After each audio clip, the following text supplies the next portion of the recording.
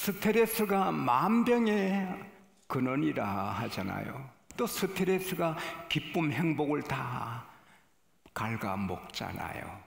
스트레스 힘들게 하잖아요. 근데 알면서도 스트레스를 받고 살잖아요. 가정에서, 부부간에, 형제간에, 직장에서, 마을에서, 동기 모임에서, 친구 모임에서 스트레스 받잖아요. 물건 사고 팔면서, 길거리에서, 술집에서 스트레스를 받고 죽이고, 물건 사다가 싸우고 그러잖아요. 화를 내면 혈압이 올라가고 심장이, 맥박이 빨라지고, 화를 심하게 내면 쓰러지고 죽잖아요. 그런데도 사람은 화를 내거든요. 화를 안 내고 살면 되는데 알면서도 화를 내는 거예요. 마음이 상하고 막 짜증나고 그게 병이 되거든요. 잠언 17장 22절에 마음의 즐거움은 양약이 된다. 할렐루야. 막 기쁘고 좋고 하는 마음은 약이 돼서 건강하고 또 병들지 않는다. 할렐루야. A cheerful heart is good medicine. 최고 좋은 약이 즐거움이라고 하나님께서 말씀하셨어요. 44세에 암 3기 되셔서 얼굴이 샛노랗고 아주 마른 맹태같이 되신 존 목사님, 사모님 제가 압니다. 근데 병원에서 목사님을 부르셔서 목사님, 사모님 이제 준비하세요. 곧 돌아가십니다. 근데 사모님이 하나님은 전능하신데 왜 내가 이렇게 44세에 죽어야 되나? 왜 내가, 하나님은 전능하시고 치료하는 강선을 바라시는데 왜 하나님은 나를 일찍 데려가시나? 그러다가 다시 그는 하나님 의지하고 기도하다가 깨달았어요.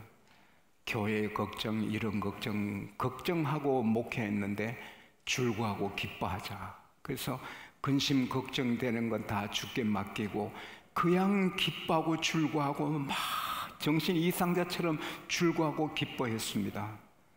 회복 다 하시고 지금 90 몇 세인데도 건강하십니다. 제가 작년에 뵀습니다. 사랑하는 여러분, 마음의 즐거움, 마음의 평화, 이것이 얼마나 복인지 모릅니다. 할렐루야. 스트레스 화나는 것은 피해야 되거든요.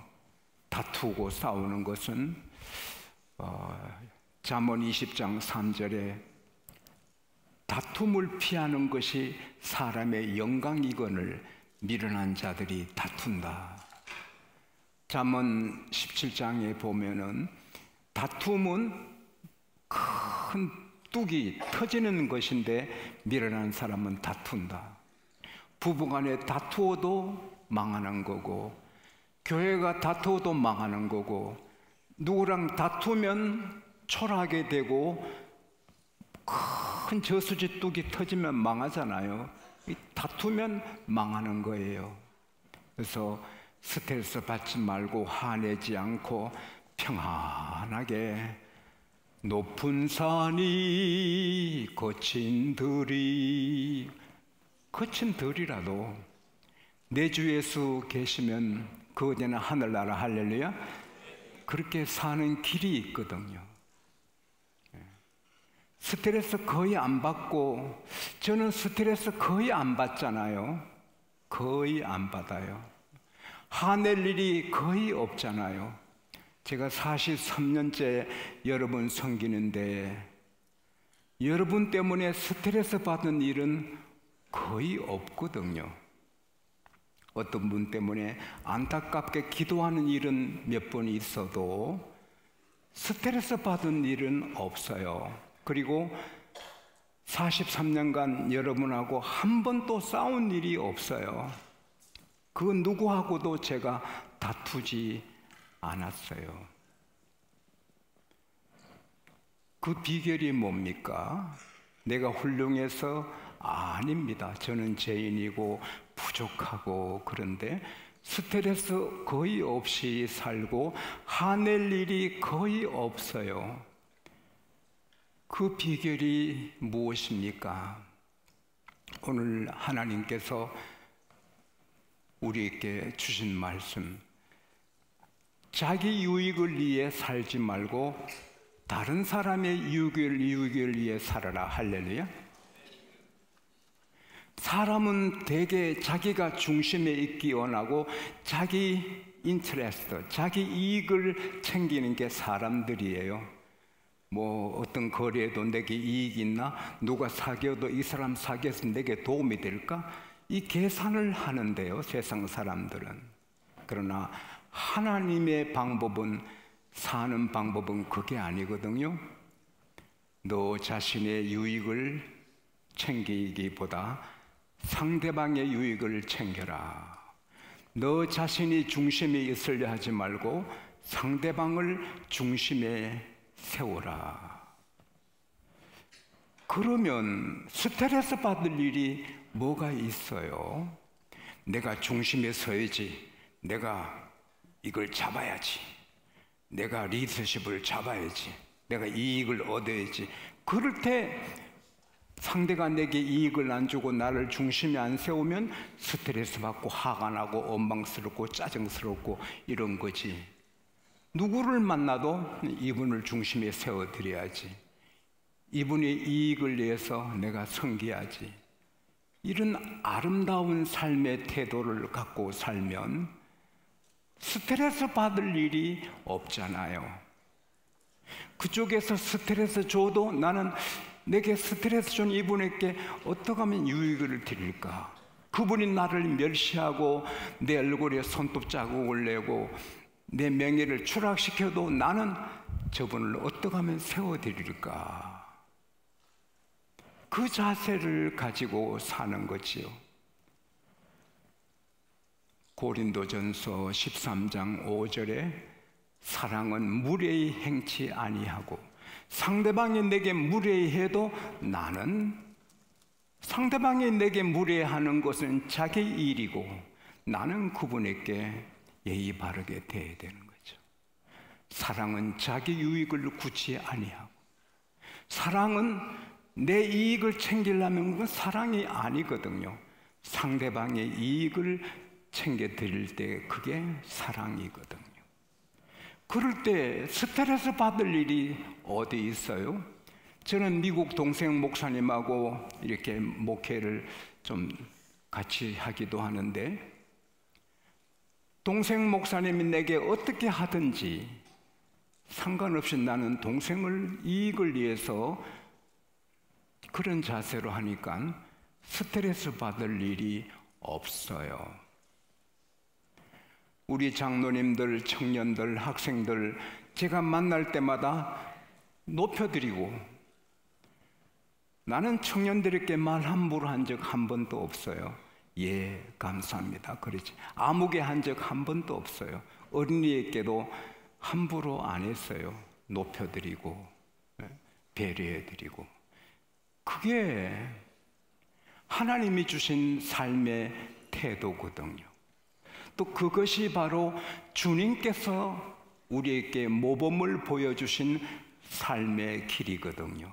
마가복음 10장 45절에 내가 온 것은 섬김을 받으러 함이 아니라 섬기러 왔다. 내 생명도 모든 사람의 대속물로 주기 위해 왔다. 예수님이, 만왕의 왕 주님이, 그 높으신 분이, 그 위대하신 분이 오신 것은 여봐라 하고 존경받으려고 오신 게 아니라 많은 사람을 섬기러 오셨다. 할렐루야. 그게 예수 믿는 사람의 자세지요.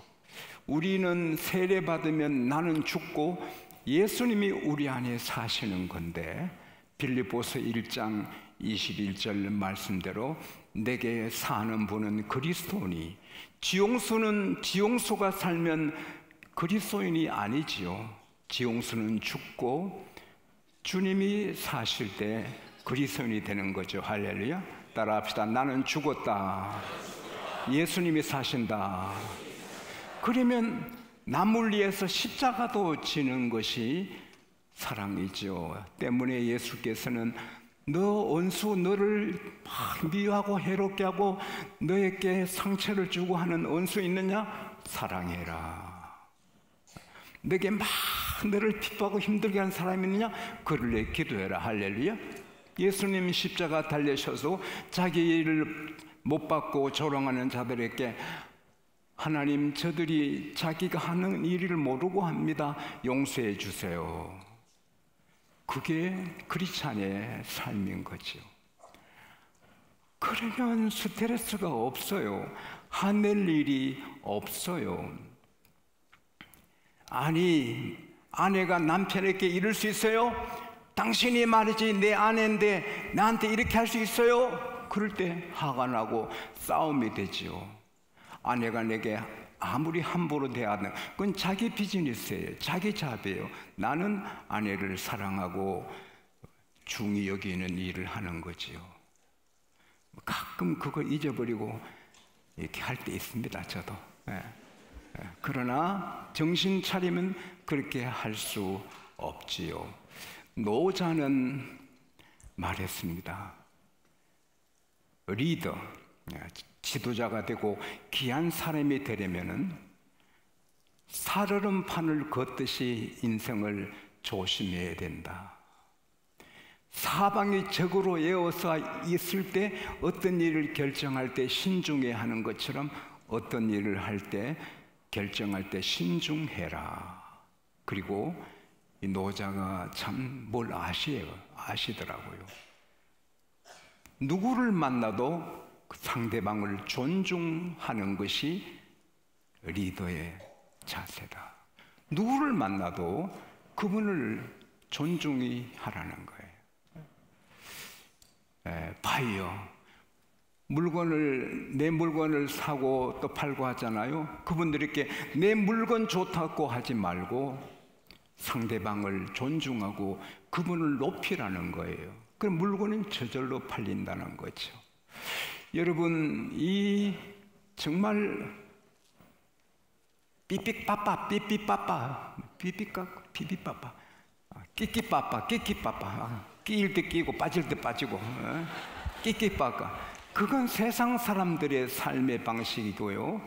우리는 어디 가서 손해보는 거예요. 내가 낮아지고 어디 가도 나는 손해보고 상대방의 유익을 위해서 하는 거, 그게 어리석은 것 같아도 그게 높은 수준의 하나님의 교훈이시거든요.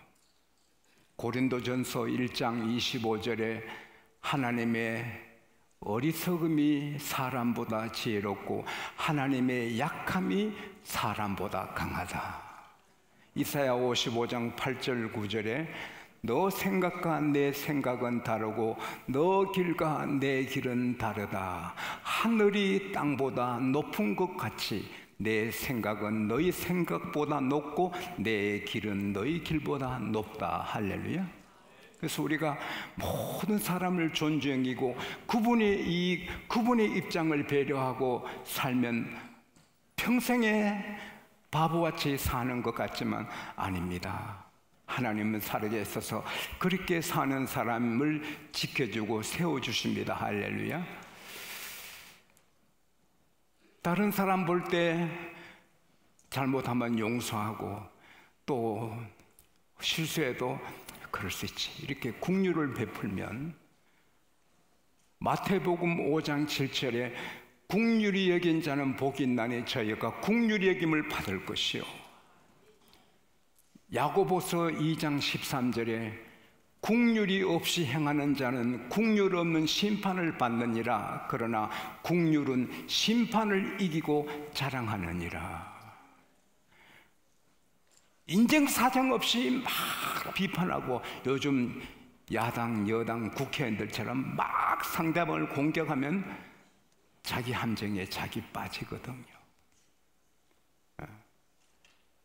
하만이 힘 있다고 모르드게 달아 죽이려고 계획했지만 지가 거기 달린다고요.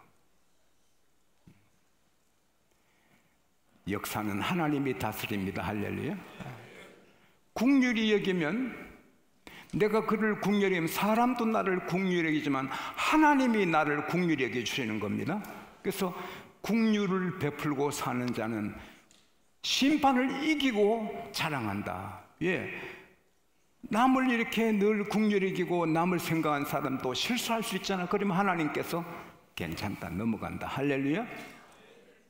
마태복음 6장 13절 14절에 너희가 사람의 죄를 용서하면 하늘에 계신 너 아버지께서 너의 죄를 용서하시고 너희가 사람의 죄를 용서하지 아니하면 하나님께서 너 죄를 용서하지 않는다.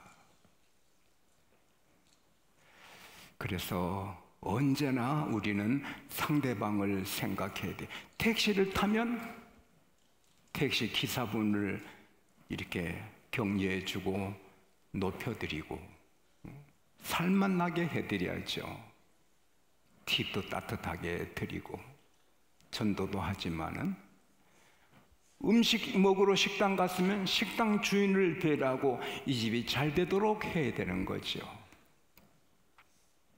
어느 목사님은 라면을 포장쳐놓고 라면을 파는 집에 가족관계 가서 5그릇을 먹었는데 500원씩 해서 2,500원을 달라 하니, 아니 라면 끓여주시고 김치까지 주셨는데 이러면 어떻게 장사가 되세요?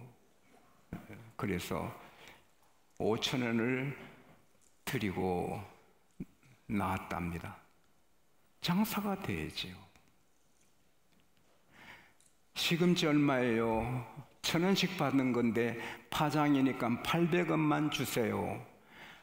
아니 하루 종일 기다리시는데 1,000원 받으셔야죠.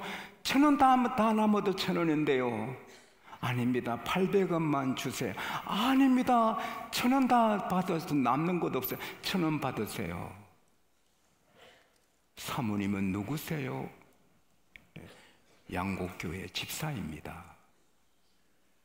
돈 200원 때문에 그분이 구원을 받게 되는 것입니다. 어느 병원 원장님은 과일 사러 가면 꼭 흠지고 좀 이렇게 흠집 있는 걸 골라서 갖고 옵니다. 아니 원장님 왜 싱싱하고 좋은 거 안 하시고 이렇게 흠 있는 걸 골라요? 아이고 우리가 먹을 건데요. 얼마나 beautiful, wonderful, 쌍꺼풀 아름답습니까? 인생 내가 좀 더 좋은 거 먹고 내가 좀 더 이익 있는 거 챙긴다고 행복합니까? 욕심으로 살면 어떻게 행복합니까? 그렇게 골라왔는데 썩어서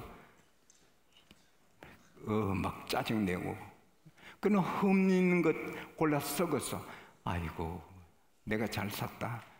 이거 다른 사람이 갖고 가면 얼마나 손해인가. 이게 그리스도인이지요. 그렇게 살아야 돼요. 그렇게 살면 가정에서 남편은 아내를 위해서 아내 입장을 세우고 아내 도움이 되도록 살아요. 싸울 일이 별로 없지요. 아내는 남편 좋게 남편 싫어하는 거 하지 않고 남편이 유튜브 보는 거 싫어하면 안 보는 거지요. 남편이 유튜브 보는 거 싫어하고 남편이 성경 읽는 거 좋아하면 성경 연구이라도 하는 거지요. 남편이 싫어도 내 좋아하는 건 내대로 해. 그거는 사랑이 아니지요. 사랑은 무례히 행치 않는 것이지요. 시장에서 물건 살 때 상인의 입장을 생각하는 거죠. 상인은 사는 사람의 입장을 생각하는 거죠. 유태인의 상술의 기본은 반드시 거래하는 거래처의 상대방의 이익을 챙기는 거죠. 거래하면 이분에게 이익 있게 배려하는 거예요. 그래서 유태인과 거래하면 계속하는 거예요.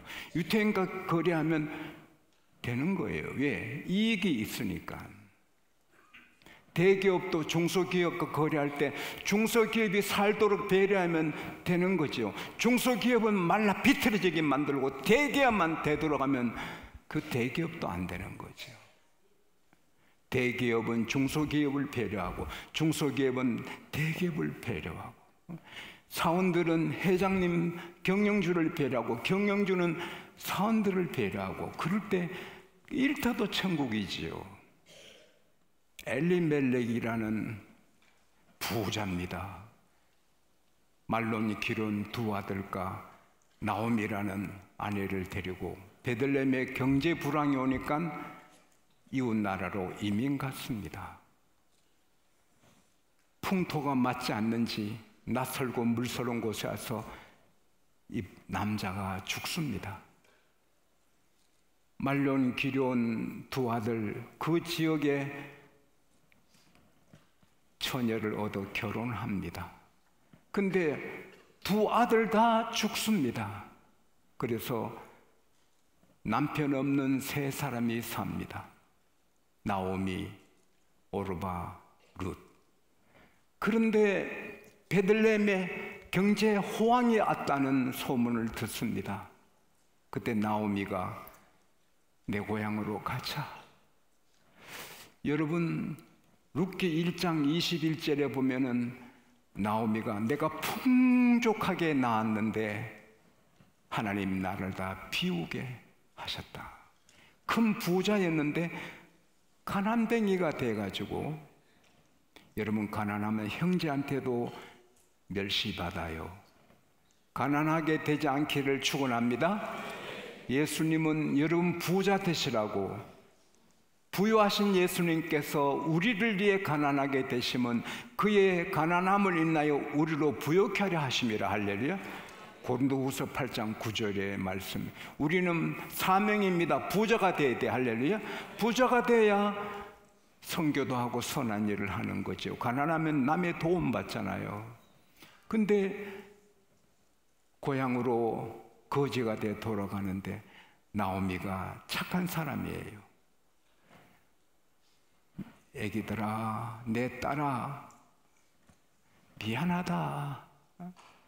복이 없는 집에 너희들 와서 이렇게 미안하다. 자, 내야 이제 고향 가지만 너희들이 나 따라갈 이유가 뭐냐? 내 뱃속에 너 남편 될 애들이 있냐? 그리고 나는 늙어서 결혼 못해. 또 내가 오늘 결혼한다 하자, 오늘 아기를 가졌다 하자, 그 애가 자랄 때까지 20년 30년 기다릴 수 있냐? 그러지 마라. 친정으로 가서 새 출발을 해라. 아닙니다, 아닙니다. 어머니랑 같이. 아니야, 내 딸아, 돌아가서 새 출발하라. 그럴 때 오르바는 생각할 때, 맞아, 내가 아직 새댁인데 헌덕이 되려면 멀었는데 새댁이가 혼자 어떻게 살아? 결혼해야지. 어머니 죄송해요. 입 맞추고 가요. 룻에게 너 동서도 같지 않니? 너도 어서 가라. 어머니, 저보고 어머니를 따라 돌아가라 하지 마소서. 어머니 가시는 곳에 나도 가고 어머니 머무시는 곳에 나도 머물고, 어머니 백성이 내 백성이 되고 어머니 하나님이 내 하나님이 되고 어머니 돌아가시는 곳에 나도 죽을 것입니다. 죽는 일 외에는 어머니 안 떠납니다. 이 룻은 자기 인생은 포기한 거예요. 남편 잃고 두 아들 잃은 이 어려운 어머니를 위해서 내가 살자, 희생하는 거죠. 주님의 마음이죠. 내가 가난한 자를 도와주는 것도, 내가 선한 일을 해야지, 그것도 좋지만 내가 선한 일을 해야 하나님 영광 받으시지. 할렐루야. 그러면 하나님이 약속하셨어요. 병 있는 사람들을 잘 들으세요. 시편 41편 1절에서 3절에 보면, 가난한 자를 보살피는 자는 복이 있나니 내가 저들을 재앙에서 구해 줄 것이다. 그들을 지켜서 살게 하겠다. 그들을 세상에서 복을 받게 하겠다. 그들의 병상에서 내가 일으키겠다. 가난한 자를 마음써서 품어주고 도와주고 살면 병 들었을 때 하나님이 내가 고쳐주겠다. 할렐루야. 좋은 치료약이 가난한 자 도와주는 겁니다. 우리가 무슨 일을 해도 하나님 영광의에 교회 칭송받고 우리 주님 높임 받도록 살면 하나님은 그를 그냥 두지 않습니다. 빌립보서 1장 20절에 나의 간절한 기대와 소망을 따라 아무 일에도 부끄럽지 아니하고 지금도 전과 같이 오직 담대하여 내 몸에서 그리스도가 높임 받으시기 원하노라. 이런 자세로 살면 스트레스 없고 화낼 일이 없고 하나님이 은혜 주시고 높여주시고 복 주시고 치료해 주시고 좋은 일만 있습니다. 오늘 밤의 말씀은 일생 행복하게 귀하게 사는 비결의 말씀인 줄 믿습니다.